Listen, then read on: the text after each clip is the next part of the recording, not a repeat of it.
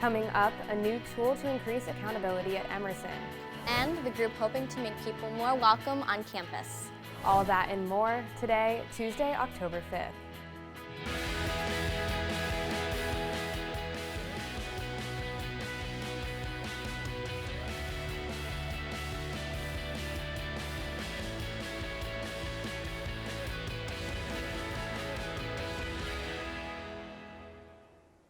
Good morning, Emerson. I'm Caroline Reese. And I'm Danielle Fineza. Thanks for waking up with us today. And thank you for tuning into our very first show of the season on this Tuesday morning in Boston. We couldn't be happier to be back with you. Let's jump right into our headlines this morning.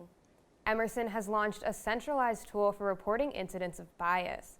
The new bias reporting form aims to increase transparency and accountability on campus. Community members can use the form to report incidents that violate the college's values of respect and equity. It will also be used to identify behavior patterns that warrant institutional response. Reports can be sent in either anonymously or with contact information included to the college's bias response team. They may result in anything from informal solutions to disciplinary action. 2 days ago, Emerson launched the Making Ideas initiative. This comes as the college continues to take steps to make culture and social life at Emerson a safe place. IDEAS stands for inclusive, diverse, equitable, accessible, sustainable, and socially just. This initiative will be implemented by the Making Ideas team, a group of Emerson staff from many departments. The team will meet regularly throughout the academic year and will communicate frequently with student groups. Save the date. The Fall Teach-In on Race will be held now on October 28th through the 29th. The theme will be Creating Community. There will be a keynote address by Tak Toyoshima, creator of the comic strip Secret Asian Man. The teach-in will also feature several panels spanning different topics meant to inspire conversation. All panels will be open to the public, while the keynote speaker will be open to Emerson students exclusively. The Boston campus has reached 50 positive COVID cases this semester. 10 of these positives came from last week alone. Over 5,000 tests were administered, and the positivity rate jumped to 0.2%. 5 students are currently in isolation, but 0 are quarantined. The state is also experiencing a similar jump in cases. Massachusetts reported 1,500 new cases over the past week, 145 of those in Boston. Across the country, ELA reported 0 positive cases this week after hitting 3 last week.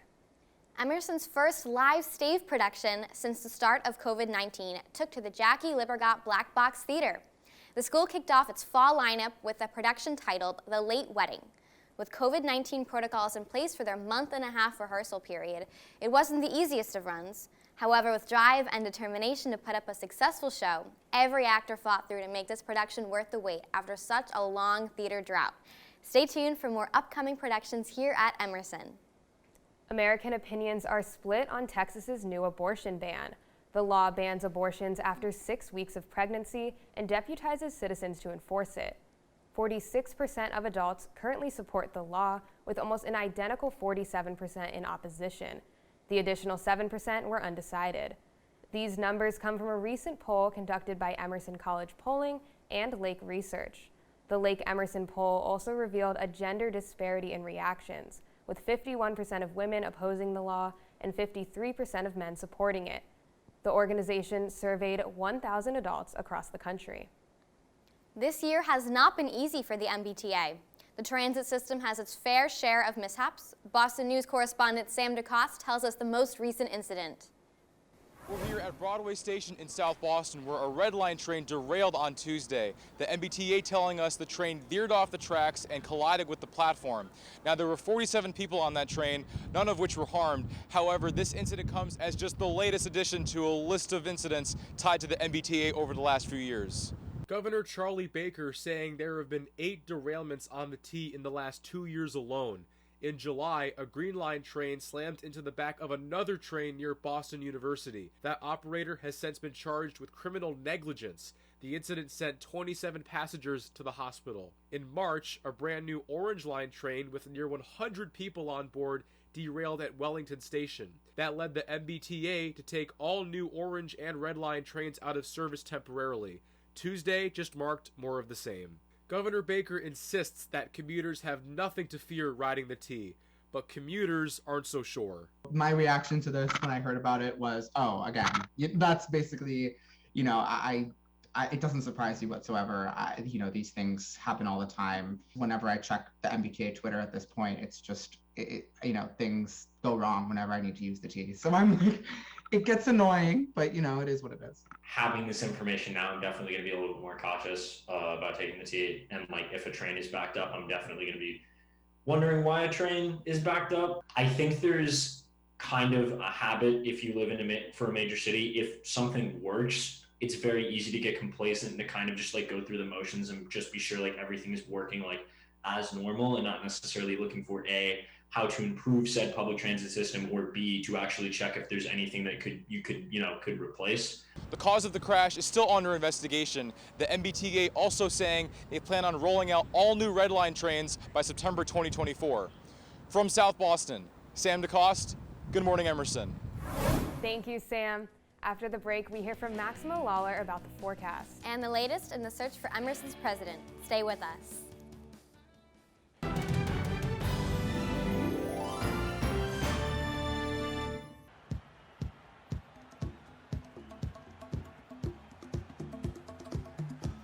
All right, coming back in 10 seconds.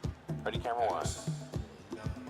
Camera one, get a wide shot of the entire thing, and in 3, 2, 1, take it. Talent cue. Welcome back to Emerson College.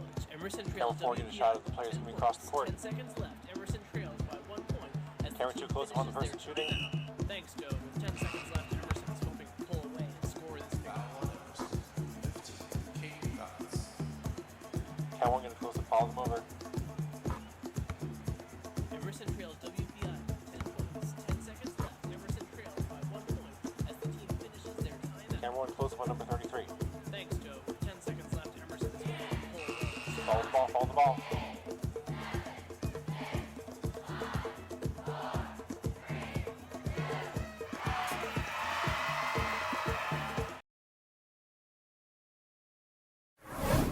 Welcome back. Well, Caroline, it's another gloomy day here in Boston. I know, we are now on day 2 of this. What do we got coming later, Maximo? Well, you're both exactly right. It is a very gloomy day here in Boston, but thankfully we should be clearing up by the end of the day. Temperatures right now are around 58 degrees. You might see a little bit of mist out there, but for the most part, it'll be clearing up at the end of the day. Highs will be 61, probably throughout the middle of the day, but at night you'll be seeing lower temperatures down to 54 degrees. And tomorrow it's going to be a beautiful fall day. You'll be seeing a high of 68, very few clouds, and then in the evening hours you'll be at 54 degrees. So should be beautiful. I'm looking forward to it, but that's weather. We'll see you on Thursday. Thanks, Maximo, and thank you for promising us some sun tomorrow. Now Madison Goldberg joins us with the latest on teams picking Emerson new president. That's right, Caroline. As the presidential search continues, new members of the search committee have been announced, including 2 undergraduates. Some of the new committee members include Kevin Bright, a 76 grad and creator of the hit show Friends. 2 seniors at Emerson will also be serving on the committee. Lindsay DeBross, writing, literature, and publishing, and Omar Mardini, performing arts. The head of Emerson polling, Spencer Kimball, will also be joining the team. Also new on board are several members of the Board of Trustees. Since the departure of longtime president of the college, Lee Pelton, at the end of the last academic year, Dr. Bill Gilligan has served as interim president. Amid longtime academic provost Michelle Whalen's departure, an interim provost has been named.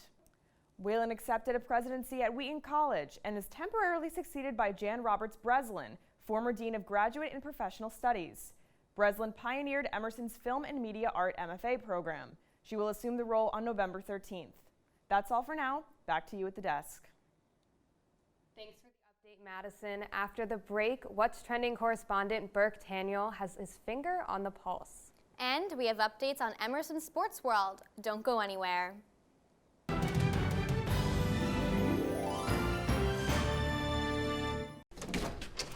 Hey, we're your roomies, your homies, your new living best. We live here too. Thanks. Action. Do you have any idea what time it is? It's time. 7. Oh. 7? It would mean a lot to me if you guys watch.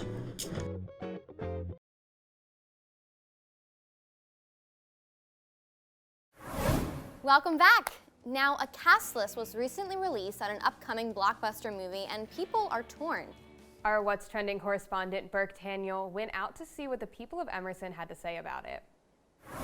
Wahoo! I am Berk Tanyel from Good Morning Emerson.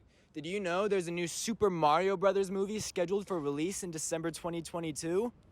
Sounds like it might be bad though, right? Wrong! Chris Pratt, Anna Taylor-Joy, Charlie Day, Seth Rogen as Donkey Kong, Jack Black as Bowser. With all these incredible actors and actresses, the outstanding lore of the Super Mario Brothers universe, there's not much room for failure.